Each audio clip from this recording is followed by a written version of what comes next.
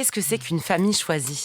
C'est la famille que tu te fais à travers ta vie qui passe. Les expériences. Celle que tu te crées au fur et à mesure. Et ce sont les amis, en l'occurrence, quoi, qui deviennent une seconde famille, une seconde peau, presque. Évidemment, après, on a des métiers où on rencontre, ça brasse beaucoup de monde. Moi, sur des plateaux de télé, de cinéma, on fait famille très vite, on fait corps avec une équipe. Ouais. On se connaît pas, 2 semaines après, on a l'impression d'être les meilleurs amis du monde. C'est pour ça qu'on appelle ça la famille du cinéma. Mais c'est vrai, il y a quelque chose comme une colonie de vacances qui se fait. Et c'est assez bizarre, tout ce qui se passe en si peu de temps, les confidences qu'on se fait. C'est fou, c'est vertigineux, c'est parfois angoissant. Et puis on apprend avec le temps après à doser.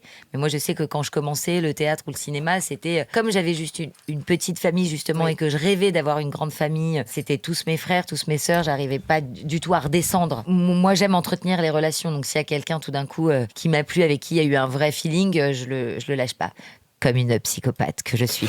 Mais et au fur et à mesure des projets, par contre, on apprend à vivre la chose différemment, de prendre l'instant présent tel qu'il est, fort, puissant, improbable, et après de prendre le recul de tout ça, mais de vivre quand même les choses à fond, de pas s'interdire de rencontrer, de faire des rencontres incroyables, même si elles sont éphémères dans l'instant. Ça veut pas dire qu'elles sont moins vraies, qu'elles existent pas. Elles durent peut-être pas, mais ça existe sur le moment, c'est important.